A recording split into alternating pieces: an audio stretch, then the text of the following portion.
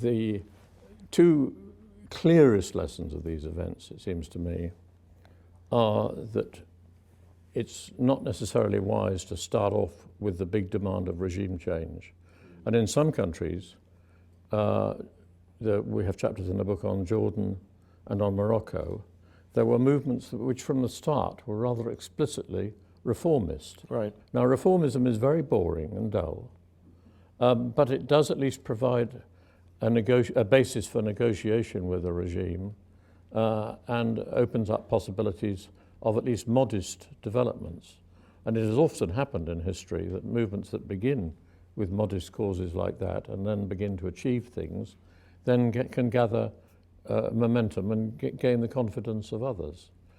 And another positive lesson that emerges is that if you have a political culture in which the competing parties within a state are actually willing to lose an election, which is the main test of democracy, you've got to be willing to lose an election. And if they are, then you have a basis for having a democratic system. And uniquely, in the countries we're talking about, the only Muslim Brotherhood type party that was willing to lose an election and said so was in Tunisia. Right. Exactly. Exactly. And they had reached that conclusion about participation in democratic politics on the basis of being willing to lose an election because of the very harsh experiences they had in the early 1990s. Mm-hmm. And some pretty good and impressive people were involved.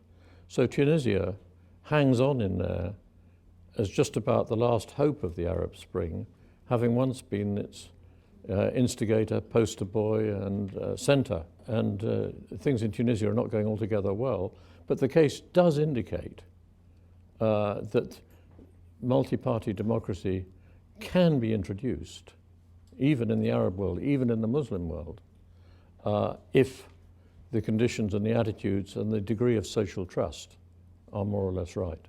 Mm-hmm. And Tunisia, I was going to end with Tunisia, but you've done it yourself. The 1848 revolutions did not establish democratic governments in any country in which they occurred. But a few decades later, most of the countries where those revolutions took place had democratic governments. It took them generations. That's Europe, in some cases Western Europe. The Tunisians are hanging on by the skin of their teeth, as you said. And I think we should take heart from the European examples, which were not overnight successes. There are no overnight successes in the real world. And what's happened in the Arab world is, if one has friends and family there, extremely ugly in many cases and in many places. But I think 1848 and Tunisia should, in different ways, and give us some grounds for hope.